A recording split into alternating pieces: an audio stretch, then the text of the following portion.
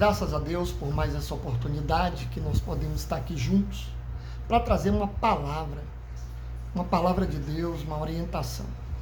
A palavra de Deus diz o seguinte: desperta tu que dormes, ressuscita dentre os mortos e ele te esclarecerá. Essa mensagem bíblica, ela traz uma referência ao despertamento da consciência. Eu sou o apóstolo Jovelino, trabalho com diversas áreas da espiritualidade, onde nós também tratamos diretamente com alguns problemas emocionais, como depressão, ansiedade, síndrome do pânico e a cura do vício. Vício de todas as áreas, jogos, vícios de álcool, entorpecentes, enfim. Nós estamos vivendo um tempo onde nós temos visto as famílias sofrendo por conta dos vícios. E esses vícios têm causado na vida dos dependentes químicos uma verdadeira desgraça, né? Tem destruído muitas e muitas famílias. Por quê? O vício, ele é uma ilusão na mente do viciado. Seja lá que tipo de vício for. Nós sabemos que, infelizmente, muitas pessoas têm sido vítima desse mal. Casamento tem sido destruído, as famílias estão sendo dilaceradas, a ponto de que as autoridades não têm como conter este grande problema. Mas eu quero dizer que este problema tem solução sim. Nós temos trabalhado e ajudado muitas pessoas a saírem deste mal, a saírem deste ciclo de problema, onde mães, pais têm me procurado e têm dito: apóstolo, eu sei que o senhor trabalha com a cura do vício, o senhor é terapeuta, o senhor trabalha com libertação, já bati muitas portas, inclusive centro terapêutico, para tentar ajudar o marido, para tentar ajudar o filho, e a família, ela, por não conseguir uma forma efetiva de ajudá-los, então elas buscam dentro do auxílio espiritual, o que não está errado. Por quê? O que é que está por trás do vício? Existe uma manipulação espiritual da maldade. Tanto é que a grande maioria das pessoas que vivem nessa dependência química, ou até mesmo na dependência do jogo de azar, eles sofrem uma manipulação da maldade que é estabelecida na mente dessa pessoa. E a palavra de Deus, ela é a bússola para o nosso caminho. Muitas pessoas, elas entendem que a Bíblia é um livro, ela é um livro religioso. Mas a Bíblia, ela não é um livro religioso somente. Ela é uma bússola para a nossa vida. Por exemplo, quando nós compramos um aparelho de TV, um eletrodoméstico para a nossa casa, ali vem o manual de como usar aquele aparelho. E na realidade, o que é a Bíblia para nós? Porque eu não vou me deter aqui em nenhuma questão do sistema religioso. Porque na realidade, o sistema religioso, muitas vezes, ele não consegue bater de frente contra essa obra da maldade, onde as pessoas, elas vão em busca de uma solução, de uma saída, como muita gente já falou comigo: apóstolo, já subi monte, já jejuei, já orei, e o meu filho, o meu marido, ou a própria pessoa que é vítima do vício, continua aprisionada. Mas por quê? Porque existem fortalezas da maldade que foram estabelecidas na mente de uma pessoa que é vítima do vício. Ali existe uma fortaleza, ali existe um cativeiro. Como no dia de ontem, um rapaz entrou em contato comigo, junto com a mãe dele, e eles pediram a minha ajuda, o meu auxílio, e eu expliquei como era, o que precisava ser feito.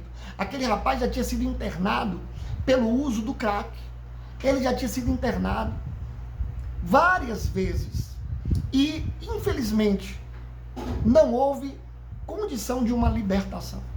Mas, através do nosso trabalho, que nós damos a escolha da pessoa, temos pessoas que elas escolhem dar o seu testemunho. Olha, eu fiz o trabalho de libertação com o apóstolo Jovelino e fui liberto.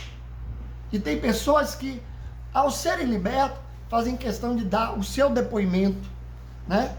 E eu tenho alguns depoimentos de pessoas que foram libertas do álcool, que foram libertas das drogas e de diversas situações dessa natureza. Então, o que é que ocorre? Existe uma solução, sim, mas um cativeiro precisa ser quebrado, precisa ser desfeito. E não vai ser desfeito através de centro de recuperação, não vai ser desfeito através de remédio. Por quê? Porque por trás de tudo isso existe a manipulação do espírito da maldade. O depoimento desse rapaz conversando comigo ontem, e que eu ministrei a libertação dele ontem, ele disse para mim: apóstolo, eu vejo o bicho, eu vejo o chifrudo. E qualquer pessoa que vive essa realidade triste do mundo das drogas, essa pessoa, ela tem visões, tá? Dos espíritos que aprisionam ela. O familiar que presencia aquele momento que a pessoa está na abstinência, percebe que as atitudes que ela está tendo não é aquela atitude comum, peculiar da própria pessoa. Então, quando eles buscam um método, uma forma natural, humana, como socorrer essa vítima, ela acaba sendo indicado remédios, porque os médicos, os enfermeiros, paramédicos, eles não lidam com a questão espiritual que está envolvendo a vida dessa pessoa. Por que eles não lidam? Porque eles não sabem lidar, porque eles não têm uma autoridade espiritual para quebrar a força desses espíritos da maldade que aprisiona muitas famílias. E a questão desse aprisionamento é o resultado que isso traz. Por exemplo, casamento destruído. Muitas vezes o rapaz, o homem, ele tem uma esposa, tem uma filha, tem um filho pequeno. Ele já não consegue mais dar conta da sua família, porque o pensamento dessa pessoa está somente em querer fazer o uso da substância. Então a mente dessa pessoa está completamente dominada por aquilo. E normalmente perde emprego, normalmente essa pessoa ela não consegue reagir. E claro, isso vai atingir diretamente o matrimônio, o relacionamento. E aquele filho que deveria estar dando assistência à sua esposa, que deveria estar dando assistência a seus filhos dentro de casa, por causa do rompimento do relacionamento, ele volta para a casa de quem? Dos pais. Muitas vezes, pais esses que estão separados, ele volta para a casa de quem? Da mãe. Então, essa mãe se vê oprimida, porque esse filho, que deveria ser agora uma fonte de apoio para ela, vira para ela um peso. Porque o filho está desempregado, querendo dinheiro para usar substância. Ela se sente oprimida, com medo, porque muitas dessas mães sofrem ameaça, porque quando a pessoa está na abstinência, significa que essa pessoa, ela está num nível de opressão espiritual tão elevada que ela não reage de forma natural. Ela começa a desconhecer qualquer pessoa da sua família. Tudo que ela quer é usar substância. E os que conseguem reagir de alguma forma, eles saem de casa, para não fazer o mal ao seu familiar, ao seu pai, à sua mãe, e ele vai em busca da substância. Consequentemente, para ele ter essa substância, como ele não tem dinheiro, ele vai roubar. Ele vai atrás de um celular de alguém, de algum bem, vai pedir emprestado, não vai pagar, vai cair na mão de um agiota. E essa família se vê completamente incapaz de reagir e socorrer esse ente querido.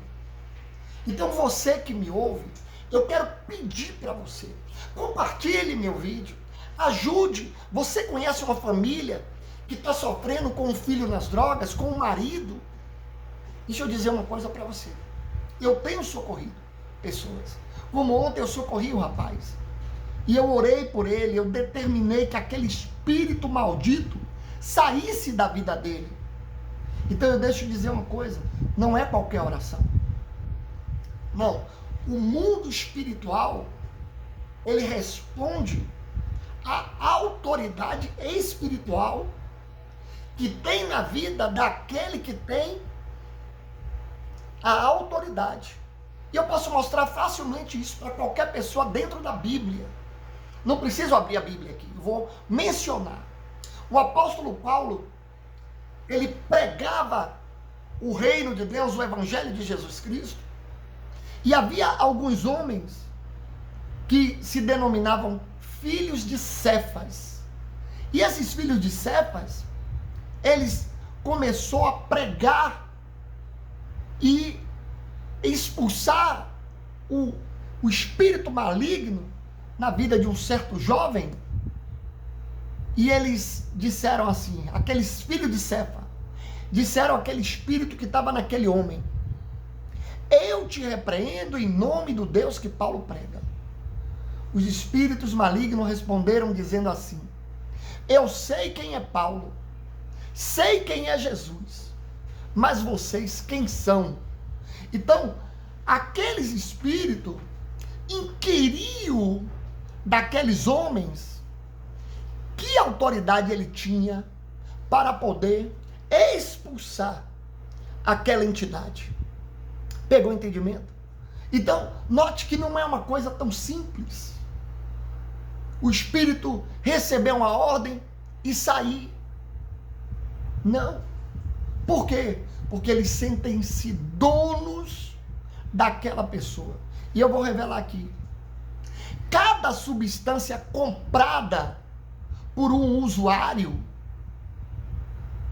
representa uma oferenda àquela entidade da qual está fazendo ele consumir a droga. Então repare, ele, o usuário, ele alimenta as entidades através do uso da substância. Como a entidade não tem corpo, aquela entidade vai usar o próprio corpo dessa pessoa. Pegou o entendimento? Então ali está presente uma oferenda. Porque o dinheiro no mundo espiritual, o dinheiro é sangue. O dinheiro é sangue. Está escrito no livro de Levítico que a alma do homem está no sangue. Apóstolo, por que dinheiro é sangue? Você trabalha um mês, coloca teu suor naquele emprego, naquele trabalho. O que é que você ganha como fruto da tua recompensa? Não é o dinheiro? Não é o teu salário? Mas você entregou sua vida naquele trabalho. Parte de sua vida foi entregue ali. E como recompensa foi o dinheiro. E quando a pessoa vai lá e compra a substância, ela está fazendo um pacto e ela não sabe. Entendeu? Então esse é um dos elos que aprisiona uma pessoa no vício. E eu quero quebrar, eu quero desfazer esse cativeiro que está na vida do teu marido, na vida do teu filho ou na tua própria vida. Vício tem libertação, tem cura.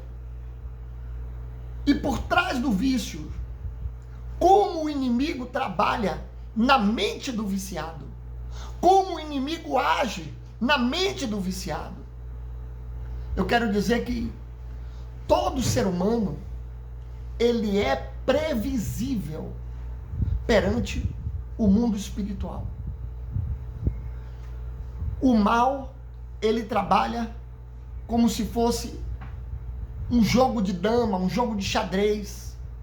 Ele já prevê suas ações, seja elas quais forem. Então, a realidade do mundo espiritual é essa. É você entender que quando o mal toma uma atitude e exerce um domínio, é porque ele já manipulou vários momentos da sua vida, fazendo com que você ficasse do jeito que ele queria. A programação do mal é a seguinte, é a que está na Bíblia. Ele veio matar, ele veio roubar e ele veio destruir. Então eu não vou falar aqui de religião, porque se você for observar, Jesus Cristo, ele não tinha religião, ele não pregava religião, e mais do que isso, quem mandou crucificar Jesus foi justamente os religiosos.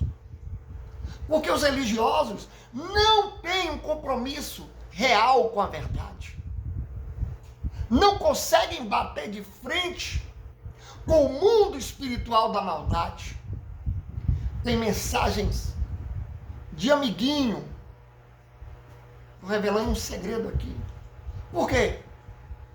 Porque o mundo religioso, na verdade, se torna amiguinho do mal.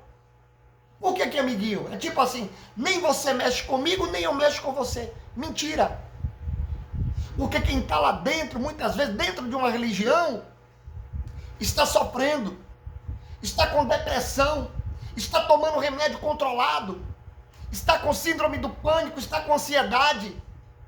E aí vão indicar um terapeuta, vão indicar um medicamento, sendo que por trás de tudo isso existem espíritos da maldade trabalhando. Eu tenho diversos testemunhos. Então, só quem vive o problema sabe o que passa. Porque tem gente que vai dizer que nada, isso é coisa besta, está procurando coisa. Não. Ali tem uma mente fragilizada. Ali tem uma mente que já foi bombardeada pelo mal. E o mal trabalhou. O mal teve previsibilidade sobre as ações dessa pessoa e foi atacando a saúde emocional, foi atacando o relacionamento, foi atacando a finança, foi atacando diversas áreas da vida. Então eu não estou falando de algo que eu não conheço. Pelo contrário, eu estou falando de algo que eu conheço a fundo. E tenho me colocado à disposição para ajudar, mas não como um religioso, como uma pessoa que não tem compromisso e que vai ocultar para você a verdade, porque simplesmente não tem condições de entrar nessa batalha. Isso aí é uma guerra. Só quem sabe o que passa, sabe o que sente. Muitos também fogem da responsabilidade. Como muita gente manda mensagem e diz assim: pastor, ore pela minha filha, ore pelo meu filho, ore pelo meu marido. Aí eu faço a pergunta que não quer calar. Qual dessas pessoas, através de um pedido de oração, teve a libertação desse seu ente querido? Eu estou falando do pedido de oração. Vamos falar a verdade, gente. Não podemos enganar as pessoas, não. E você que me ouve, não se deixe enganar por isso. Porque de trás de um cativeiro, para se quebrar cativeiro espiritual, exige um trabalho meticuloso e espiritual que precisa ser feito. Então não vai ser com pedido de oração. Porque se fosse assim, nós não teríamos hoje as cracolândia da vida. Nós não teríamos tanto noticiário de misérias e desgraças permeiam uma família. Mas eu quero dizer, se você tiver compromisso em querer ver seu ente querido liberto, pode me procurar, porque eu vou dizer as diretrizes. Vou pegar firme com você. Se você obedecer, a vitória vai chegar. Então não é com uma questão meramente religiosa que ninguém está lidando, não. A Bíblia diz que a nossa luta não é contra a carne, não é contra o homem, o ser humano. Ali está um pai de família, ali está uma mãe de família. Ali está alguém que é um profissional, uma pessoa que tem valor. Mas que o diabo entrou na vida para destruir. Essa é a verdade. Então, exige uma responsabilidade para quem quer viver a libertação, para quem quer levar ao seu familiar uma libertação. E eu posso dizer, conte comigo, mas através de uma orientação verdadeira, genuína, e seguir o passo a passo, para que essa pessoa venha a ser liberta. Como esse rapaz foi liberto ontem, quando eu terminei de ministrar a libertação dele. Teve um momento que ele parecia estar em transe, e estava. Ele disse, eu estou num corredor escuro. A Bíblia fala no vale da sombra da morte. E ele não via nada, ele estava na câmera comigo, numa chamada de vídeo, e eu estava ministrando a libertação dele. E ele disse, eu estou num corredor escuro. Quando de repente ele viu uma grande luz, e de repente uma mão, no meio daquela luz, se estendeu para ele e puxou ele para fora. Ali houve aquela libertação. Ali houve a quebra do cativeiro. E foi muito maravilhoso poder atender aquele rapaz. Mas a mãe dele, que tinha entrado em contato comigo, que eu já tinha dado as orientações do que ela fazer, ela me pediu, apóstolo, eu fiz tudo o que o senhor pediu, mas houve um momento que eu não suportei, tive que internar meu filho, mas ele não ficou lá, ele está aqui em casa, posso te ligar? Eu disse, pode, porque tudo que estava acontecendo, eu já sabia, era previsível, mas eu não deixei ela na mão. Por quê? Porque ela obedeceu, porque ela seguiu. Então, para quem tem responsabilidade, para quem não quer somente chegar para o pastor e dizer, pastor, tá aí, ó, é meu filho, olha aí por ele, aí tá a foto. Não é assim. A quebra de um cativeiro exige uma responsabilidade. Conte comigo. Juntos, nós somos mais. Na fé desse pai, sem bandeira religiosa, mas crendo que ele socorre aquele que crê. Pois a fé sem obras, ela é morta. Que Deus te abençoe, juntos nessa fé, em nome de Jesus.